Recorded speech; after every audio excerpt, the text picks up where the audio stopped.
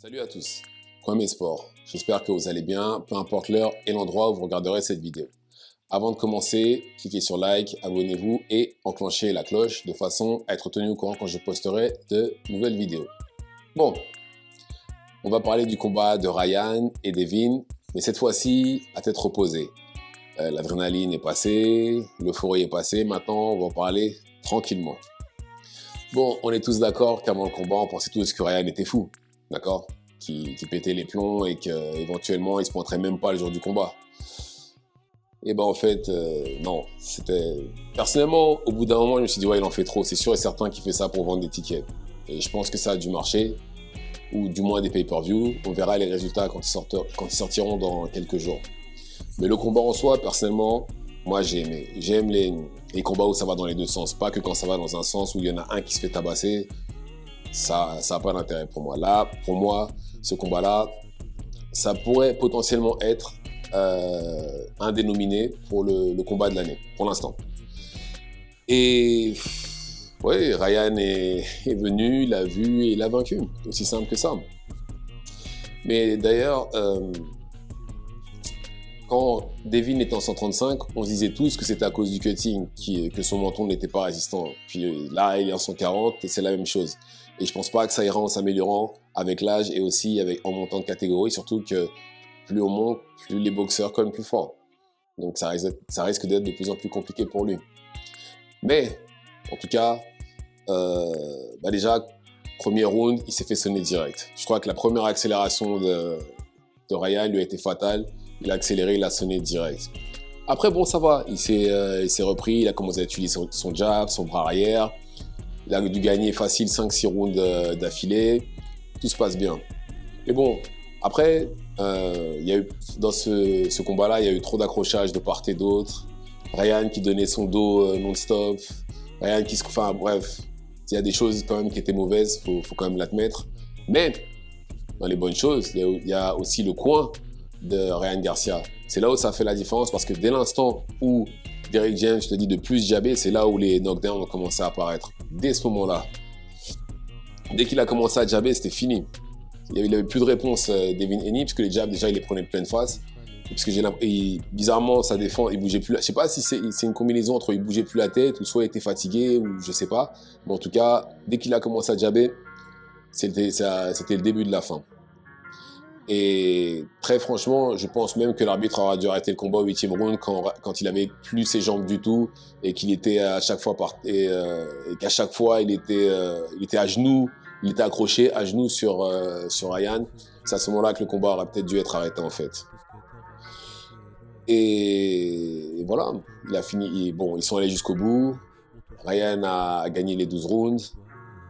Mais bon, voilà, il y a quand même, du côté de Ryan, il y a des lacunes défensives. Faut qu'il arrête d'utiliser Philly Shell. Faut qu'il arrête de donner son dos à chaque fois. Parce que là, même lui aussi, il a eu de la chance que l'arbitre ne l'ait pas pénalisé pour ça aussi. D'ailleurs, il a été pénalisé parce qu'il a mis un coup pendant le clinch. Mais, en tout cas, sa défense, il va vraiment falloir qu'il fasse un travail dessus. Il va falloir vraiment qu'il s'assoie avec Derrick James et qu'il dise, voilà, il faut bosser sur ça. Parce que il a eu de la chance que Devin Haney ne soit pas quelqu'un de très agressif.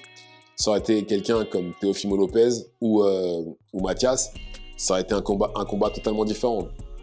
Mais bon, il a eu de la chance, c'était Devin. Et Devin a fini le combat complètement gonflé. Il a sûrement la mâchoire cassée aussi, parce qu'au bout d'un moment, déjà sa mâchoire était gonflée comme si on lui avait retiré les dents de sagesse. Et il boxait avec la bouche ouverte à la fin. Donc il y a de grandes chances qu'il ait la mâchoire cassée. Et il a pris sa première défaite. Hein. Il a pris sa première défaite. C'est pas grave, ça arrive à tout le monde. Enfin, ça arrivait à beaucoup de... Ça arrive aux meilleurs. C'est pas grave en soi. Et j'espère que les fans ne lui en tiendront pas rigueur. Une défaite, c'est pas la fin du monde. C'est pas la fin du monde. C'est comment le boxeur réagit, ou le combattant tout court même, réagit face à cette défaite-là. Et j'espère qu'il reviendra encore plus fort. Quant à Ryan, lui, même si malgré qu'il ait pris des coups, visage clean, rien à dire. Et quelle est la suite maintenant pour les deux? Devin, je pense qu'il va monter, parce que déjà, elle a pesé un squelette. On voyait ses pommettes, non, c'était un squelette. Le cutting, c'était vraiment extrême pour lui en 140, donc je pense qu'il va monter en 147. Et Ryan aussi, de toute façon, parce que Ryan l'a dit lui-même qu'il ne peut plus faire le cutting pour se maintenir en 140, donc il va monter en 147, ils vont tous les deux monter en welter. Là, maintenant, pour moi, les deux passent aux choses sérieuses si c'est le cas. Parce que là, ils vont se retrouver dans une catégorie où ils n'auront plus les avantages qu'ils avaient quand ils étaient dans les catégories plus basses. Autrement dit, la taille, le poids, la longe, éventuellement la vitesse. Pour Ryan, je pense qu'il l'aura toujours, mais en tout cas, pour le reste, non. Je pense que là, il va se retrouver avec des gens qui auront du répondant. Notamment Jaron Ennis et Crawford s'il reste en 147. Et pareil pour Devin. Et Devin, comme j'ai dit, son menton, ça risque d'être un problème. Ça risque d'être vraiment un problème. Parce que là, il va se retrouver contre des gens qui cognent plus fort. Ça pourrait être compliqué pour lui. Même s'il a la technique, il a tout ce qu'il veut, mais malheureusement, ça pourrait ne pas être assez. Ça pourrait... Bon, après, c'est pas Paulie Malignaggi non plus, mais voilà. Ça pourrait être compliqué pour lui. Donc voilà pour le récapitulatif de la soirée pour moi. Il y a eu des bonnes choses, des mauvaises choses. Les bonnes choses, le fait que ce soit un bon combat tout court, et bien entendu que les combattants rentrent chez eux sains et saufs, hein, c'est aussi très important. Et que les juges ont été droits. Parce que quand j'ai entendu les résultats, pour ma part, je ne vous cache pas, j'ai eu peur. Quand j'ai entendu qu'il y avait égalité sur une carte, j'ai dit ah ça y est, c'est bon, ils vont le donner à Devin. Cette fois-ci, ils vont lui donner un cadeau. Et non, ça a été juste, ils l'ont donné à la personne qui a gagné. Maintenant, s'il y avait égalité, je ne sais pas, est-ce que ça aurait été justifiable parce qu'il y a un des juges non officiels qui, pour lui, avait égalité. Est-ce que ça aurait été objectif? Je ne sais pas. Donc voilà. Et dans le mauvais, voilà, trop de clinch, Ryan qui donne son dos. L'arbitre aussi, des fois, qui pénalise pas l'un ou l'autre par s'il clinch trop. Mais bon, dans l'ensemble, c'est un très bon combat et comme j'ai dit, pour moi, c'est potentiellement un nominé pour le combat de l'année. Donc voilà pour cette vidéo. Dites-moi ce que vous en pensez dans les commentaires, likez, partagez, activez la cloche et on se revoit à la prochaine vidéo. Salut, salut!